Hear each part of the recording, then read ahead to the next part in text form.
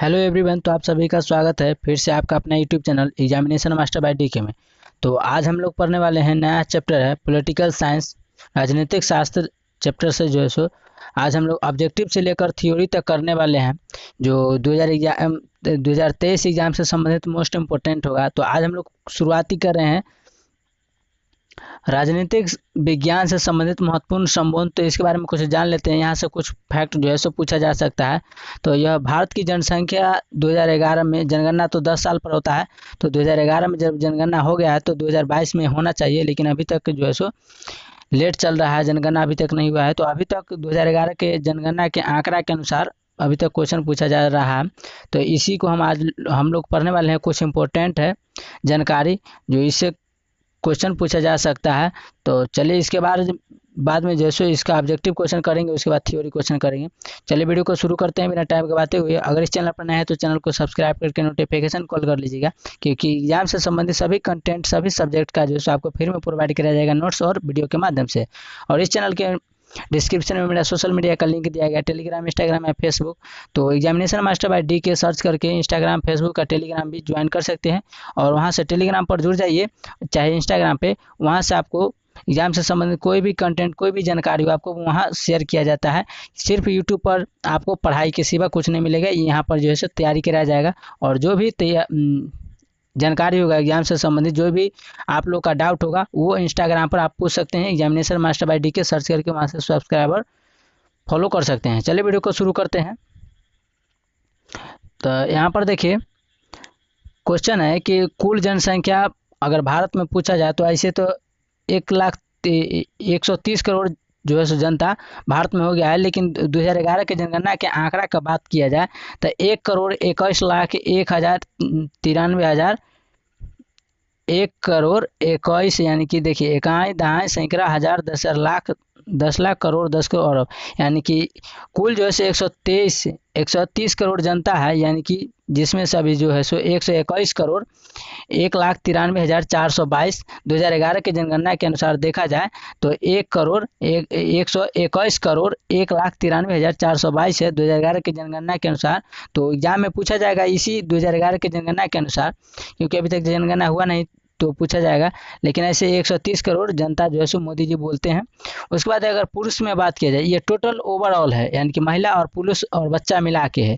और अगर पुरुष का देखा जाए तो 62,37,24,248 है, 62,34,24,248 है। और जबकि महिला का देखा जाए तो 58,64,69,174 है।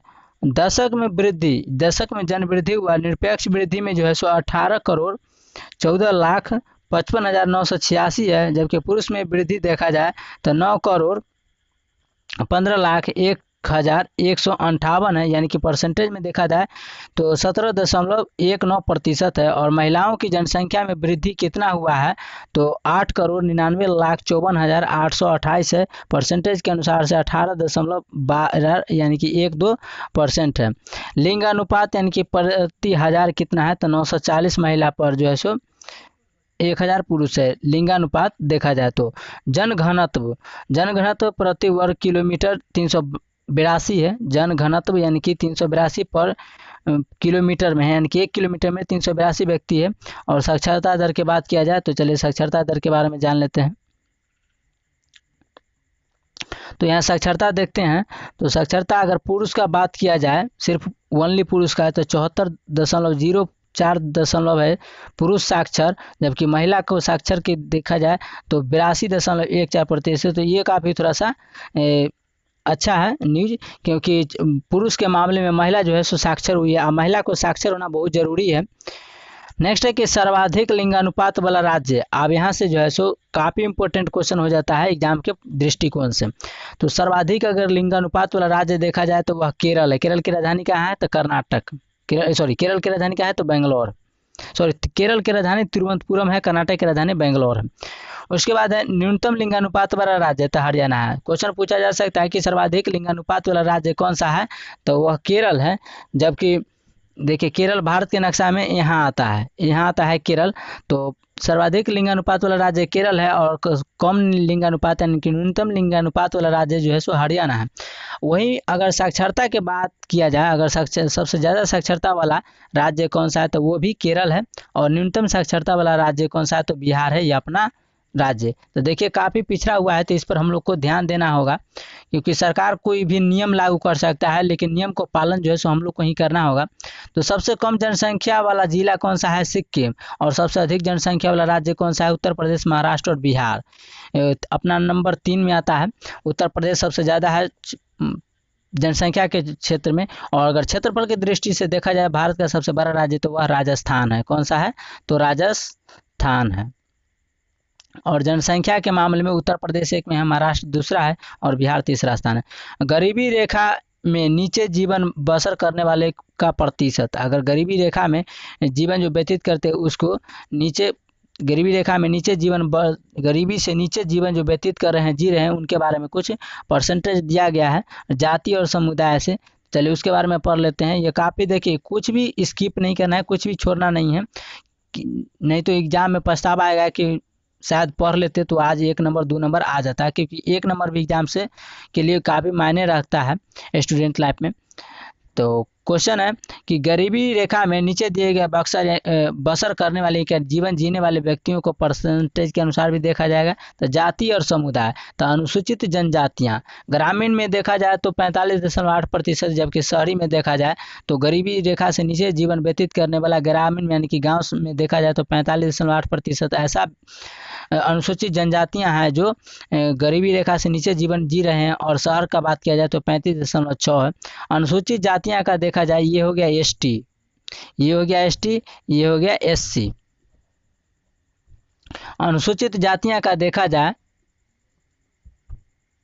यहाँ पर लिख देते हैं, अनुसूचित जातियां का अगर देखा जाए तो 35.9 है ग्रामीण में बसर करने वाला जिंदगी जो गरीबी से नीचे जीते हैं, और 38 है। तो यानी कि यहाँ जो है अनुसूचित यानी कि एससी का जो है सो थोड़ा सा शहर के मामले में ज़्यादा है बसर करते हैं। उसके बाद है अन्य पिछड़ा जाति 27 ग्रामीण में निवास करता है, जबकि 29.5% जो है शहर में निवास करता है। उसके बाद देखा जाए यहाँ मुसलमान अगड़ी जातियाँ सभी में 7 जातियाँ होता है। तो मुसलमान अगड़ी जातियाँ में अगर देखा जाए तो ग्रामीण में जो निवास करती है गरीबी से रेखा से नीचे वो 26.8%, वहीं शहर में देखा जाए तो 34.2% है।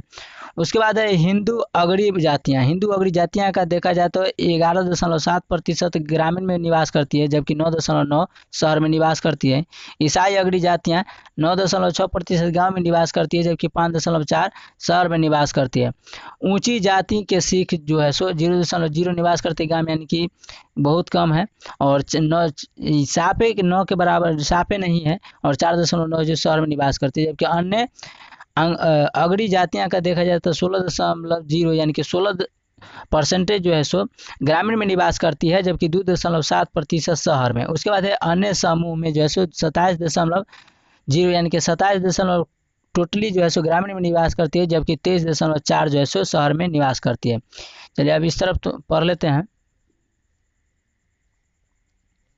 इस तरफ है कि भारत की अनुसूचित जातियों की भाषा है। तो असमिया जो है बोलने वाला अनुपात, तो असमिया भाषा को बोलने वाला अनुपात कितना है? तो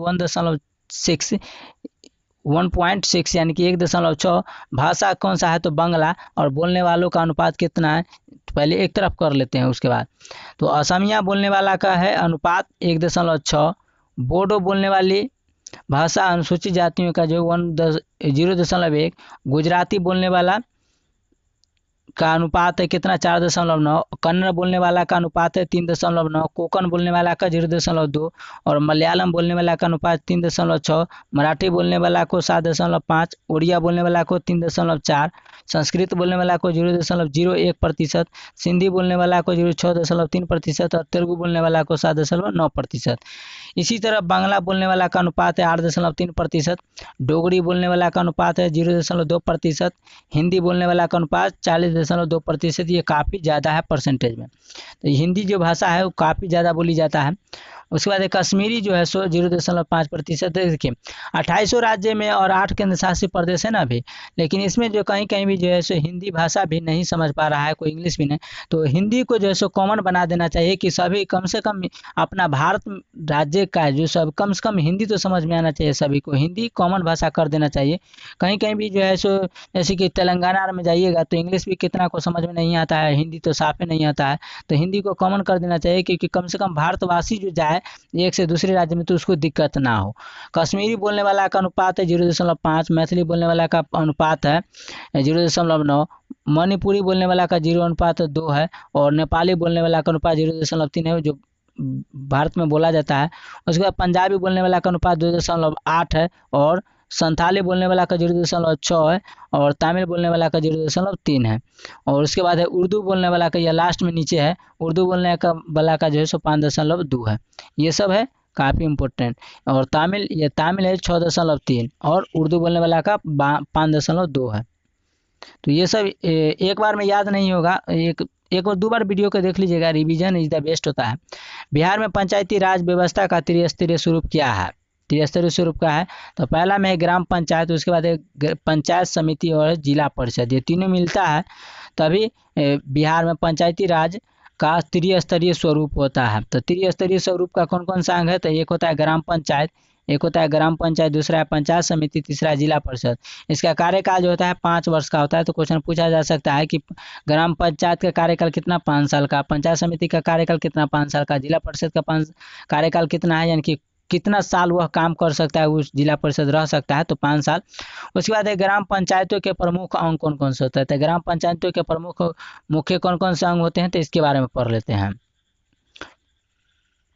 तो ग्राम पंचायतों के प्रमुख अंग जो होता है वो होता है ग्राम सभा, मुखिया होता है, पहले होता है ग्राम सभा जो, उसके बाद होता है मुखिया, उसके बाद होता है ग्राम रक्षा दल, दलपति, और उसके बाद है ग्राम कचहरी। ठीक है, चलिए नेक्स्ट है कि भारत के प्रमुख राजनीतिक दल कौन कौन से हैं, उसके बारे में पढ़ लेते हैं। बीजेपी, कांग्रेस, ये सब के बारे में जान लेते हैं। तो भारत के प्रमुख राजनीतिक दल है, पहला है भारतीय राष्ट्रीय कांग्रेस, उसके बाद है भारतीय जनता पार्टी जिसको बीजेपी बोलते हैं, यहाँ भाजपा। उसके बाद है भारतीय कम्युनिस्ट पार्टी सीपीआई, उसके बाद है भारतीय कम्युनिस्ट पार्टी मार्क्सवादी सीपीआईएम। उसके बाद है बहुजन पार्टी जिसको बसपा कहते हैं। उसके बाद है राष्ट्रवादी पार्टी, राष्ट्रवादी कांग्रेस पार्टी। उसके बाद है राष्ट्रीय जनता दल राजद जिसको राजद आरजेडी कहते हैं। उसके बाद है जनता दल यूनाइटेड जेडीयू कहते हैं जो नीतीश कुमार हैं, और आरजेडी से लालू यादव जी हैं। उनके बाद है लोक जनशक्ति पार्टी लोजपा हो गया, लोक जनशक्ति पार्टी रामविलास पासवान जी। और समाजवादी पार्टी सपा, और झारखंड मुक्ति मोर्चा झमुमो, और एक है आम आदमी पार्टी, और एक है शिवसेना पार्टी। ये भारत के राजनीतिक दल के पार्टी थे। भारत में इतना राजनीतिक दल है, तो आप लोग ये भी याद रखिएगा, ये भी 1 नंबर आपको दिला सकता है। आगे है कि विभिन्न प्रकार के शासन व्यवस्था में आर्थिक विकास, तो इसका थोड़ा सा जूम कर लेते हैं, बढ़िया रहेगा।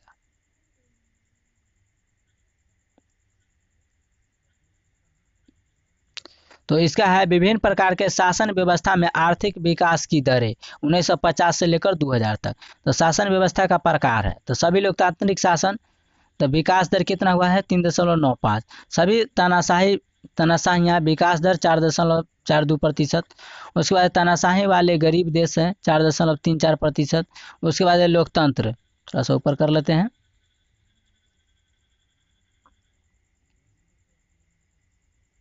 और लोकतंत्र वाले गरीब देश कितना है? तो 4.28%। उसके बाद है मुख्य तिथियां और उससे संबंधित। तो गणतंत्र दिवस का मनाया जाता है 26 जनवरी को। 26 जनवरी को गणतंत्र दिवस मनाया जाता है। कुष्ठ निवारण दिवस 30 जनवरी को मनाया जाता है। अंतर्राष्ट्रीय महिला दिवस 8 मार्च को मनाया जाता है।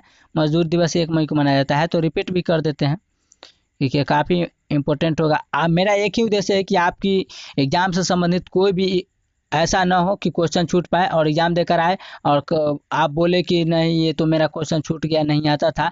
मेरा एक ही उद्देश्य है, आपको एक भी नंबर एग्जाम से छूट नहीं पाएगा और एक भी क्वेश्चन आप छोड़ कर नहीं आए, ये है मेरा प्रयास है। और आप लोग जान जी लगा दीजिए क्योंकि 450 नंबर पार लाना है हम लोग को। तो मेहनत जितना कीजिएगा उतना आपका रिजल्ट आएगा अच्छा खासा। तो इस चैनल के माध्यम से क्लास 10th का जो है सभी कंटेंट आपको फ्री में प्रोवाइड कराया जाएगा। आप लोग ईमानदारी से ध्यानपूर्वक पढ़ा कीजिए। गणतंत्र दिवस जो मनाया जाता है 26 जनवरी को, कुष्ठ निवारण दिवस 30 जनवरी को मनाया जाता है, अंतर्राष्ट्रीय महिला दिवस मनाया जाता है 8 मार्च को, मजदूर दिवस मनाया जाता है 1 मई को, स्वतंत्रता दिवस जिसको 15 अगस्त 1947 कहते हैं वो मनाया जाता है 15 अगस्त को, 15 अगस्त को मनाया जाता है।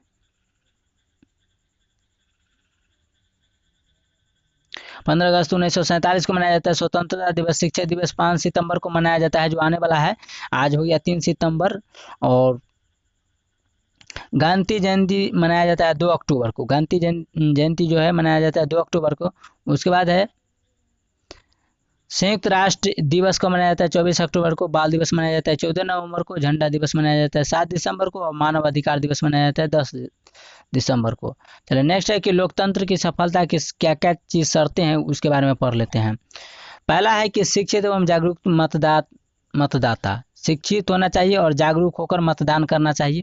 उसके बाद आर्थिक एवं सामाजिक समानता होना चाहिए, न्यूनतम आर्थिक सुरक्षा होना चाहिए, विचारा व्यक्तित्व व्यक्ति की स्वतंत्रता होना चाहिए, शांति एवं सुव्यवस्था होना चाहिए, राष्ट्रीय हितों के प्रति जागरूकता होना चाहिए, स्थानीय शासन होना चाहिए, स्वस्थ संगठन राजनीतिक दल होना चाहिए, अल्पसंख्यकों के हितों की रक्षा की प्रवृत्ति होना चाहिए, स्वतंत्र प्रेस और स्वतंत्र न्यायपालिका एवं निष्पक्ष तथा सामूहिक निर्वाचन होना चाहिए। ये सब जो था लोकतंत्र की सफलता की शर्तें थे।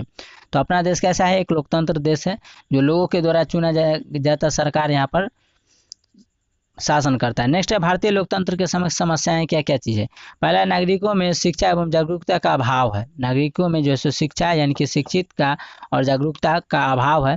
लोकतंत्र में विश्वास की कमी है, नागरिकों में नैतिक गुणों का अभाव है, सामाजिक एवं आर्थिक विषमता है, निष्पक्ष समाचार पत्रों का अभाव है, स्वस्थ एवं सुसंगठित राजनीतिक दलों का अभाव है और मताधिकार का दुरुपयोग हो रहा है।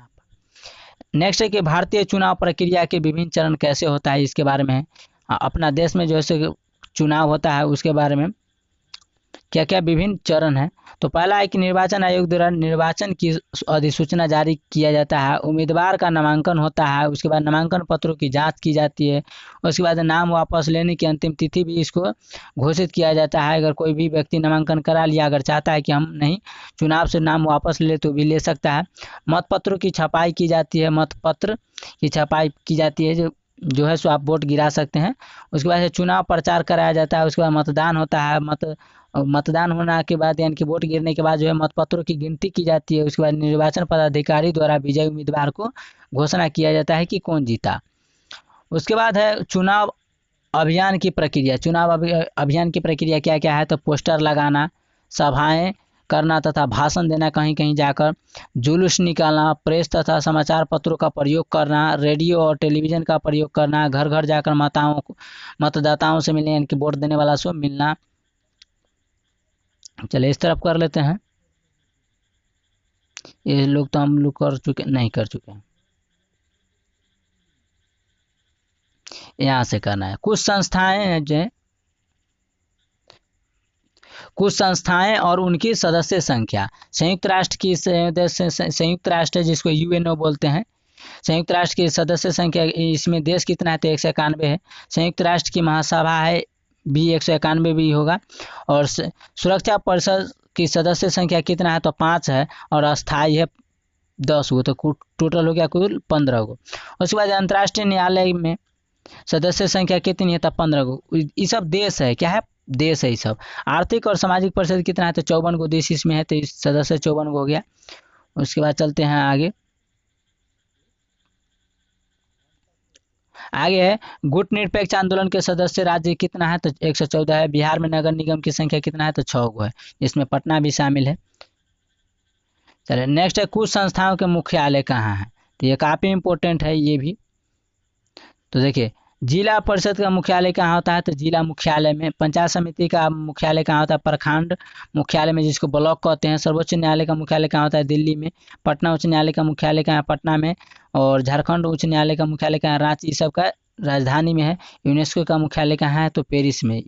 यूएनओ यूनेस्को का मुख्यालय कहाँ है, पेरिस में। उसके बाद है आगे संयुक्त राष्ट्र। संयुक्त राष्ट्र महासभा और सुरक्षा परिषद का मुख्यालय कहाँ है? न्यूयॉर्क में। अंतर्राष्ट्रीय न्यायालय का मुख्यालय कहाँ है? हेग में। अंतर्राष्ट्रीय श्रम संगठन का मुख्यालय कहाँ है? जिनेवा में। और यूनाइटेड श्रम ऑर्गेनाइजेशन यूएन और खाद्य एवं कृषि संगठन का मुख्यालय कहाँ है? रोम में, इटली की राजधानी है। जबकि नाटो का जो मुख्यालय है वो है पेरिस में। नाटो का फुल फॉर्म होता है, पहला तो NATO, NATA, यानी कि एन से होता है नॉर्थ, ए से होता है अटलांटिक और टी से होता है ट्रीटी और ओ से होता है ऑर्गेनाइजेशन, यानी कि नॉर्थ अटलांटिक ट्रीटी ऑर्गेनाइजेशन इसका नाटो का सदस्य होता है जो ग्रहण कर लेता है। तो नाटो में कुल 29 देश हैं। अगर मानकर चलिए नाटो के 29 देशों में से कोई अगर इनमें से कोई सदस्य नहीं है, दूसरा देश ही नाटो में से 29 देशों में से किसी एक पर हमला किया तो ये 29 देश मिलकर मारते हैं। यही नाटो का कुछ खासियत है। चले नेक्स्ट है कि महिलाओं की दशा में सुधार हेतु प्रयत्न, इसके बारे में पढ़ लेते हैं। बाल विवाह निरोधक कानून 1929 लागू होता है। बाल विवाह कानून निरोधक कानून कब लागू किया गया था? 1929 में। संशोधित शारदा एक्ट कब हुआ था? 1949 में लागू किया गया था। प्रयत्न है महिलाओं की दशा में सुधार हेतु। और विधवा विवाह अधिनियम 1956, हिंदू विवाह तथा तलाक अधिनियम 1956, हिंदू उत्तराधिकार अधिनियम 1955, हिंदू दत्तक तथा निर्वाह वैन्य कानून 1956, दहेज निरोधक कानून 1961 है। नेक्स्ट है दहेज प्रथा। दहेज विरोधी संशोधन अधिनियम द्वारा दहेज के विरुद्ध कठोर कदम उठाने का निर्देश 1985 में हुआ। महिला अभद्र चित्रण निषेध कानून 1987 में हुआ। स्त्रियों के साथ दुर्व्यवहार अपराध जो है और उसके बाद है पोक्सो कानून 2003 में लागू किया गया था। निर्भया अपराध उन्मूलन 2003 में। और सरकार द्वारा महिला शिक्षा प्रसार को प्राथमिकता। उसके बाद है स्त्रियों को आत्मनिर्भर बनाने के उद्देश्य से स्वरोजगार की योजनाएं। इस दिशा में डवाकारा योजना पर्याप्त लोकप्रिय हुई है। महिलाओं और शिशु यानी कि बच्चों के विकास योजना के अंतर्गत स्त्रियों के आर्थिक अधिक रोजगार का अवसर मिले। संविधान के 73वें और 74वें संशोधन अधिनियम द्वारा स्थानीय संस्थाओं में स्त्रियों के लिए 30% संस्थान आरक्षित किया है। तो महिलाओं को 30%, लेकिन अभी 33% नीतीश कुमार जी के द्वारा किया गया है अभी। तो मिलेंगे नेक्स्ट वीडियो में ऑब्जेक्टिव टाइप क्वेश्चन के साथ जो एग्जाम के संबंधित से काफ़ी। तो सभी सब्जेक्ट का चैप्टर वाइज हम लोग ऑब्जेक्टिव क्वेश्चन कर रहे हैं, पीछे से करते आ रहे हैं। तो आप लोग पिछला वीडियो नहीं देखे हैं हिस्ट्री ईयर का तो जाके प्लेलिस्ट बना हुआ है, आप लोग जाके देख सकते हैं। तो अगला वीडियो में करेंगे ऑब्जेक्टिव टाइप क्वेश्चन खंड ए, यानी कि लोकतंत्र में सत्ता की साझेदारी। लोकतंत्र में सत्ता की साझेदारी से ऑब्जेक्टिव क्वेश्चन चैप्टर वाइज एक भी क्वेश्चन छूट नहीं पाएगा। एग्जामिनर जब भी क्वेश्चन पूछता है तो चैप्टर से ही पूछता है, चैप्टर से 1-2 क्वेश्चन कर जाए। जब भी क्वेश्चन पूछेगा चैप्टर से नहीं, तो हम चैप्टर वाइज वीडियो करेंगे। एक भी चैप्टर से एक भी क्वेश्चन आपको छूट नहीं पाएगा, ये थ्योरी हो या ऑब्जेक्टिव हो। तो वीडियो को ज़्यादा से ज़्यादा शेयर कीजिएगा, वीडियो अच्छा लगेगा तो लाइक कीजिएगा, और इस चैनल पर नए तो चैनल को सब्सक्राइब करके नोटिफिकेशन कॉल कर लीजिएगा, और टेलीग्राम या इंस्टाग्राम ज्वाइन कर लीजिएगा, क्योंकि वहाँ एग्जाम से संबंधित सभी जो जानकारी है या कोई भी डाउट है वहाँ से आप डिस्कशन कर सकते हैं। सिर्फ इस पर पढ़ाई के अलावा और तैयारी के अलावा कुछ नहीं कराया जाएगा। ठीक है, तो आज के लिए इतना है, मिलेंगे नेक्स्ट वीडियो में ऑब्जेक्टिव क्वेश्चन के साथ। थैंक यू, जय हिंद, जय भारत।